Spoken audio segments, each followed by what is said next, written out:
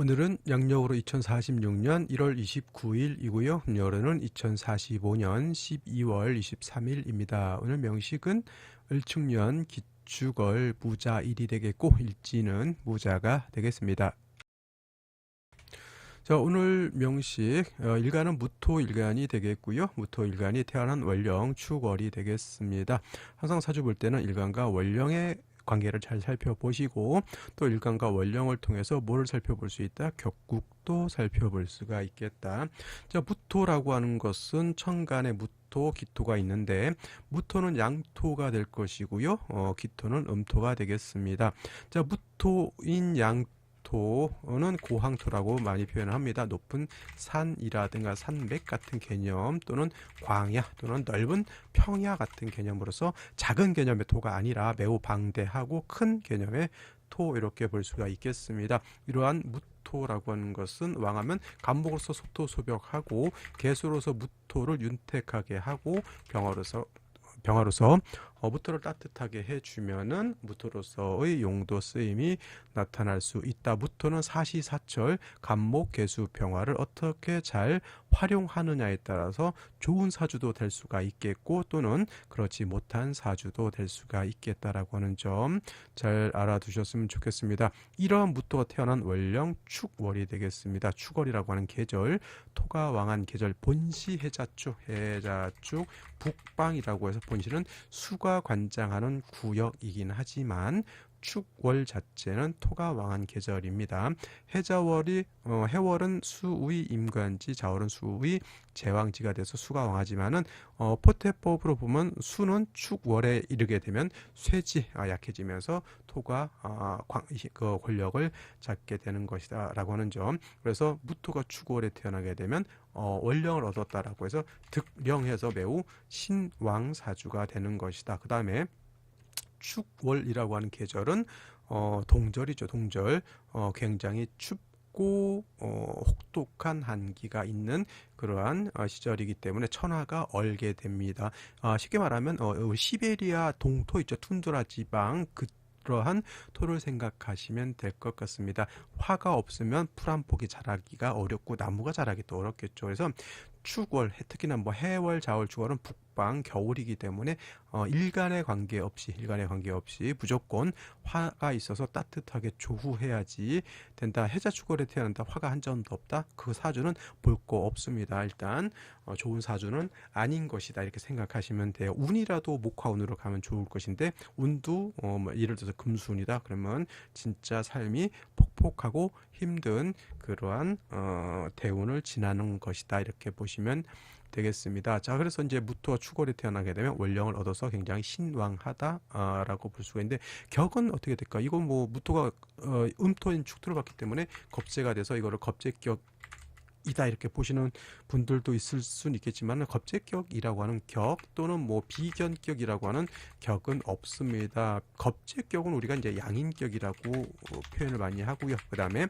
비견격은 우리가 걸록격이라고 하죠. 걸록격. 근데 무토가 진술충미월에 태어났을 때, 기토가 진술충미월에 태어났을 때는 그냥 등령했다라고 보지 이거를 무슨 특별히 무슨 격이라고 하는 건 제가 보진 않아가지고. 그래서 저는 그냥 단지 월령을 얻었기 때문에 마치 무토가 4월에 태어난 것처럼 왕하죠. 그러면 걸록격과 같이 본다고 해서 준걸록격이라고 하지만 4월은 뜨거운 여름이고 축월은 동절이라고 하는 그런 차이가 있습니다. 그리고 지장간도 또 살펴볼 필요가 있겠죠. 축중에 있는 지장간 개수가 천간에 투출하게 되면 이거는 정제격이 될 수가 있는 것이고 그 다음에 축중에 있는 신금이 또 투출할 수가 있겠습니다. 이럴 때는 상관격이 될 수 있는데 이때 상관격은 어떤 상관격? 토금 가상관격이 된다. 상관격에는 두 가지가 있다 그랬죠. 진상관격과 가상관격이 있는데 가자가 붙으면 일간이 왕하고 상관이 약한 것. 예를 들면 이제 토금 진상 관격도 있겠죠. 이때는 진짜가 붙으면은 일간이 약하고 상관이 왕해서 일간이 약해지는 거죠. 이거는 이제 가상관격은 일간이 왕한 거고 진상관격은 일간이 약한 것이다. 예를 들면 무토일간이 어느 월에 태어났을 때 6월에 태어났을 때는 토금 진상관격이 된다. 이렇게 보시면 되겠습니다. 그래서 이렇게 개수가 투출하면 정제격, 신격이 투출하면 상관격, 기토가 투출했다고 해서 겁제격이라고 아니고 이거는 일간이 왕하다. 다시 토가 많아지게 되면은 자칫 잘못하면 신왕무의가 될 수 있다. 신왕무의라고 하는 것은 일간이 왕한데 의지할 곳이 없다라는 뜻이에요. 일간이 왕할 때는 어디에 의지한다? 최고 좋은 게 관성, 그 다음에 재성 또는 식상 같은 것이 있어야지만 왕한 일간을 갖다 어느 정도 통제할 수가 있는데, 만약에 그렇지 않고 일간이 왕한데 인성 또는 비겁을 다시 봤다 그러면 그야말로 신왕무의가 되죠. 그러면 신왕무의가 되면은 뭐라고 그랬냐면 진법 무민이 된다. 진법 무민이 된다 이렇게 표현을. 법이 다한 백성이 법이 다한 사람이죠. 법이 다했다는 뜻은 뭐예요? 법을 지키지 않는 사람들. 그죠? 지 멋대로 하는 사람들이죠. 그러니까 일간이 왕한 사람들이 그러한 특징을 가지고 있어요. 법 무시해요. 뭐 세상 완전히 배째라 뭐 이런 사람들 있죠. 뭐 어쩔 건데 이거 뭐 이런 사람들. 진법 무민, 일간이 왕한데 통제가 없으면 그와 같아 조폭된다는 얘기죠. 쉽게 말하면 양아치 조폭.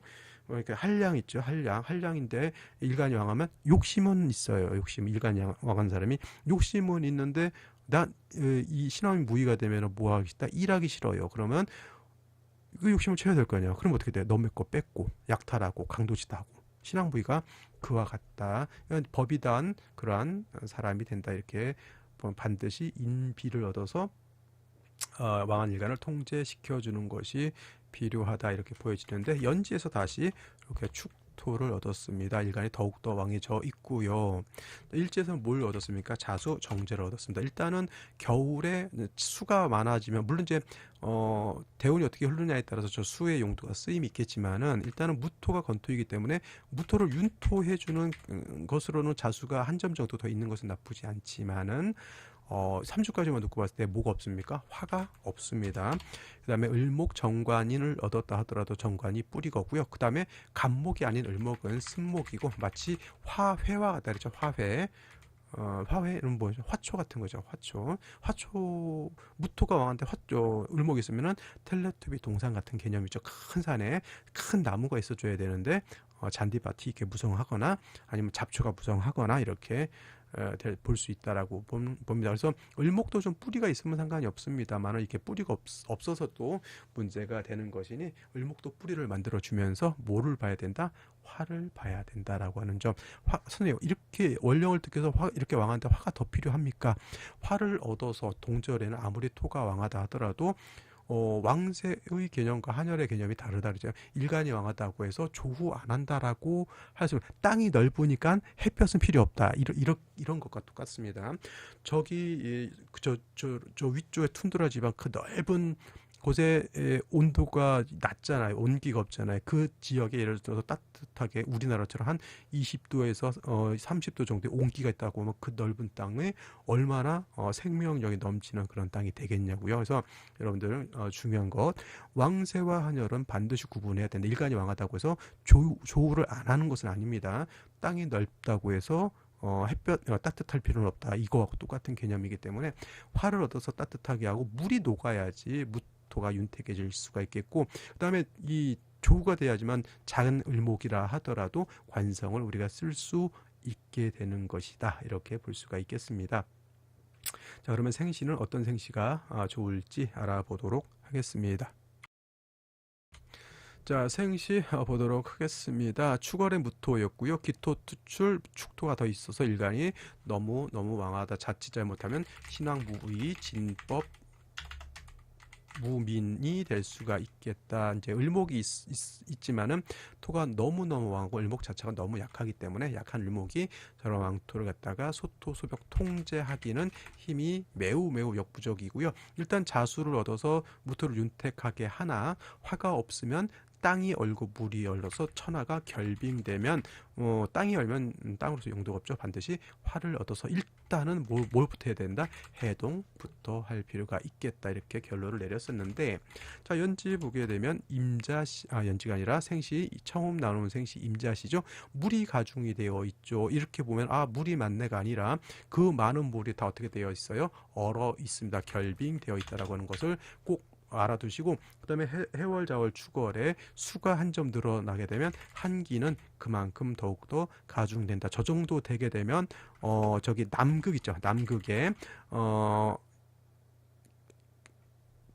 그 남극에 계속 밤이죠. 근데 계속 추운 거지. 화가 없으니까. 그러니까 어떻게 됩니까? 저거 엄청난 한기, 영하 한 4, 50도, 60도, 영하 70도 되는 곳에서도 사람이 산다고 합니다. 이거 얼어 죽죠. 잘못하면 운이라도 목화운으로 가서 빨리 따뜻한 온기를 만나는 것이 중요하겠고요. 개축시 같은 경우에는 뭐 또 토가 있고 수가 투출되어 있습니다. 눈보라치죠. 밤에 눈보라치는 것과 같다. 그것이 바로 이 개축시인 것이고, 갑인시 같은 경우에는 그래도 뭐가 있습니까? 여러분들 자칫 감각이 쉬운 게 인중병화가 있다라고 하는 것. 인중병화는 장생이기 때문에, 장생된 병화가 들어있는 거기 때문에 그래도 불씨는 내가 가져야, 그러니까 춥긴 한데 내가 성냥하고 조금에게 저풀 이렇게 할 수 있는 내가 그 부싯돌을 갖고 있다 생각하시면 돼요. 화운이 오게 되면은 그 부싯돌 가지고 내가 불을 피울 수 있다 이렇게 생각하시면 되겠고요. 간목으로서 무토 이렇게 소토소벽하는 것도 뭐 나쁘진 않지만 역시나 화가 부족한 단점이 있다 이렇게 보여집니다. 그리고 을묘시 선택할 바엔 차라리 갑인시를 선택하는 것이 좋긴 한데, 이거는 제가 봤을 때는 여명의 경우에는 요거 경인신묘는 목이 너무 왕해지는 그런 단점이 없지 않아 있겠고요. 그다음에 화운 때는 좀 좋을 것 같아요. 화토운 때 따뜻할 때 이게 갑인시에 예를 들어 이렇게 목운을 만나는 것은 무토 입장에서는 좀 관살이 너무 태중해지는 그러한 문제점을 가지고 있기 때문에 조금 선택하기는 그렇고요.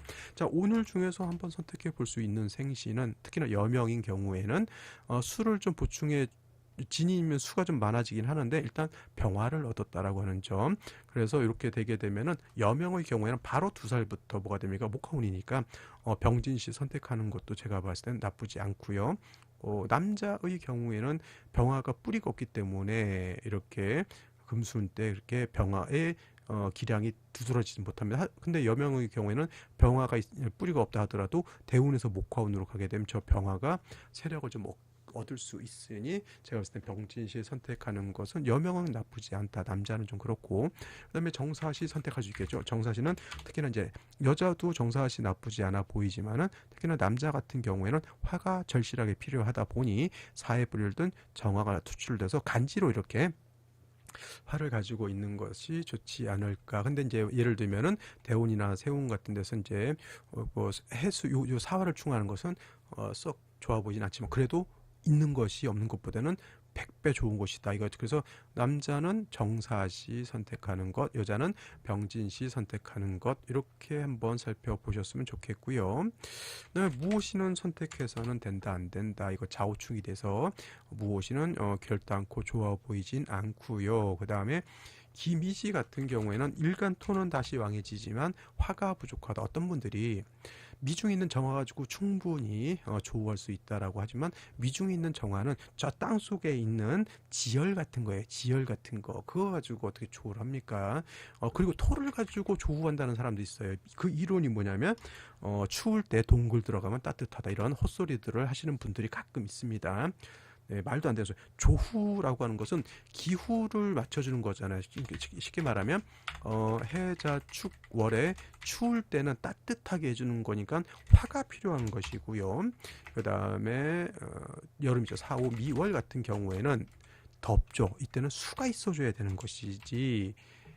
그래서 그런 말 있잖아요. 수화기제라는 말 있잖아요. 수화기제는 수하고 화하고 적절하게 조절이 되어 있다. 여름에 태어났는데 수가 적절히 있어서 시원하다. 에어컨 켠 것 같이 사람이 쾌적하게 살 수 있다. 해자 추월에 추운데 보일러 잘 들어가고 하우스 쳐놔서 따뜻하다. 이게 수화기제인데 여름에 수가 없어서 너무 뜨겁고 해자 추월에 화가 없어서 너무 추워. 이거는 수화기제가 아니죠. 이걸 뭐라 그러냐면 수화 미제 이렇게 표현합니다. 얼마 전에 뭐 글에 수화 기제 거 물어보는 분이 있어서 제가 댓글을 달았더니 뭐 안 좋은 소리를 했다고 뭐 그랬는데 하여튼 뭐 수화 기제, 수화 미제는 이런 겁니다. 그래서 조후를 하는 것은 토로 하는 것이 아니라 수화를 가지고 수와 화를 가지고 조후를 한다 이렇게 생각하시지 토를 가지고 조우를 한다 어느 이론인지 내 모르겠으나 그리고 이런 가끔 이런 말 있죠.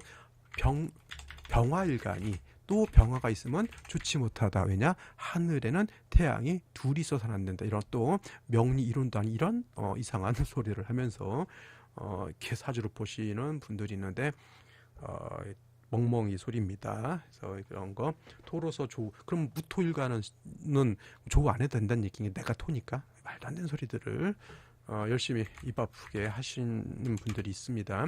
자, 경신지 신사 수국 화가 필요합니다. 목화운이죠. 당연히 이거는 임술시도 토가 많다고 해서 조우가 되는 거 아니에요. 경신신유 임술개해 다 그러니까 임술은 좀 토가 너무 많죠. 이런 거 아까 말했던 신앙 무의가 될 수 있는 그런 구조인데 하여튼 뭐 이렇게 추천드릴 수 있을 만한 생신은 아니고 제가 오늘 추천드릴 수 있는 생신은 병진시 또는 정사시 둘 중에 하나인데 여명은 목화운이니 병진시가 좋지 않을까 생각이 들고요. 남자는 초년부터 금순이니까 일단은 병진보다는 정사시를 선택하는 것이 좋지 않을까라는 생각이 드는데 남자의 경우 정사시를 선택하는 경우 요 이모대운인데 좌우충이 되는 것은 어쩔 수 없다. 근데 어느 사주든 간에 어느 대운에 충이 전혀 없는 사주는 없기 때문에 뭐 그때는 세운을 잘 살펴 조심할 건 조심하고 살필 건 잘 살펴서 불측의 손해라든가 이런 것이 없도록 주의를 기울이시면 큰 문제는 없을 것이다. 이렇게 생각이 됩니다. 자, 오늘은 여기까지 설명드렸고요. 저는 내일 또 찾아뵙도록 하겠습니다. 감사합니다.